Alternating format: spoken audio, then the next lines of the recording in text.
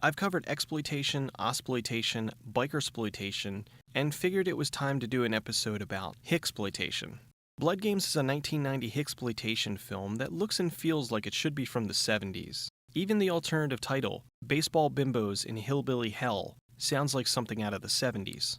If you've ever wondered why a film like this was made, I present you with Article A, Article B, and you get what I'm talking about. The movie starts off with the team Babe and the Ball Girls playing a pickup game of baseball with a town full of rednecks. Seeing this guy as the coach, I thought he was supposed to be Babe, but it turns out that she's the Babe and his name is Midnight. Midnight is played by classic tough guy actor Ross Hagen. On top of being in almost 100 films, he has the honor of not one, but 2 of his films being shredded by the Mystery Science Theater crew. Most recently, he was the voice of Landon Ricketts in Red Dead Redemption. Midnight's daughter Babe is played by the very attractive Laura Albert. She first caught my eye as Joe's girlfriend in Stone Cold. Her acting career never really took off, but that doesn't matter because she's become an incredibly successful stuntwoman. She's worked in some massive hits like Batman Begins, The Fast and the Furious, and Pirates of the Caribbean. Midnight bet all the team's money on the game, so it's really important that they win. The girls don't have very much to worry about because these guys suck. These girls are lovely, but these shorts are the worst. They look like they shit themselves. Somehow I don't think these guys are taking the game too seriously. Sexual harassment. Who lives in the east neath the willow tree? Sexual harassment. Panda, who explains sexual harassment to you and me? Sexual harassment. Panda. The girls are winning the game against the locals, so the guys decide to start being complete dicks. This scene of abuse has been brought to you by Pepsi. The girls start to play more aggressive, and they beat the guys. Not surprisingly, the guys are sore losers. Mr. Collins, who pretty much runs the town, is yelling at his son Roy for losing the game. Collins lost his bet, so now he's out $1,500. Since it is an exploitation film, we're treated to an extended locker room shower scene. Dirty old guy Vern is caught spying on the girls, so they give him a shower to teach him a lesson? I know these girls think this is humiliating for him, but I'm pretty sure they're unknowingly fulfilling about several of his sexual fantasies. Midnight finds out that Collins is trying to welch on their bet by giving him $100 instead of $1,500. Midnight confronts Collins, beats him up, and sticks his head in a toilet. This scene is just plain weird.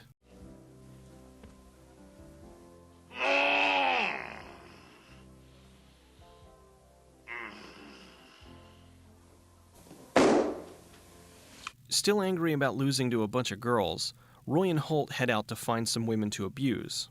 They run into a few girls from the baseball game and proceed to attack them. Midnight shows up to rescue him, but in the process, Roy stabs him. Babe sees this and shoots Roy. Boy, it's a good thing those jeans are made out of Kevlar. Roy and Holt get some guns to try and stop the girls before they can leave town. Roy shoots the driver and then the bus crashes and kills him. Babe takes over and they drive away. Holt goes back and finds Colin to tell him that the girls killed Roy. I'll pay $1,000 for every one of them bitches. Dead. Don't bring him back alive. Holt is played by Don Dow, one of the all-time great that guys. He really should update his IMDb picture though, because it looks like something you'd see on a business card for an insurance salesman. The girls get detoured into a dead end and they decide to try and escape through the woods. Something going on here? Anything? I mean, it's just a static shot of a tree. I mean, there's nothing really Oh, there's Collins. Collins is ex-military and he's really enjoying hunting the girls. Stoney gets shot with a crossbow. Well, either that or... What's the worst thing about maxi pads? A pad can't protect if it won't stay where you put it. Now this is where the movie really takes off. The rednecks are hunting the girls, and the girls are fighting back. They set up a naked lady trap and they manage to kill Vern and Holt. Even with the traps the girls set, the rednecks still manage to pick some of them off. Jesus, Holt is the redneck Terminator. He's been thrown off a bridge from a moving bus, hit in the head with a bat, pushed off a cliff, and he still comes back. The rednecks manage to capture one of the girls, and being exploitation, there has to be a rape, apparently. The girls trap Holt and finally kill him. Now the only redneck left is Collins. The girls find some old buildings and hide. Babe goes to look for help and runs into Collins. The two have a knockdown drag-out fight that escalates into an awesome conclusion in a grain silo.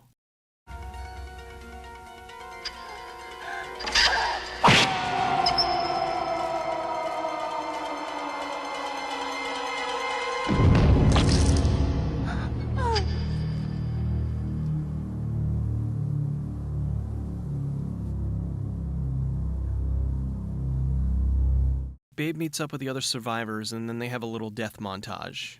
I was very impressed with what Tanya Rosenberg was able to pull off. It's not every day you see an exploitation film that's been directed by a woman.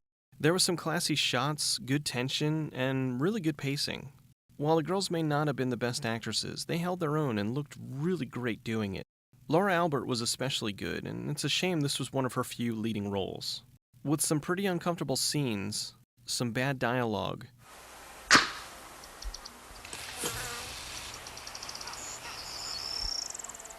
Vern, I swear, you drink beer the way you piss. You piss the way you drink beer. and an unpleasant premise, this is another movie that's not for everyone. So what type of exploitation should I do next time? Nunsploitation? Sure, why not?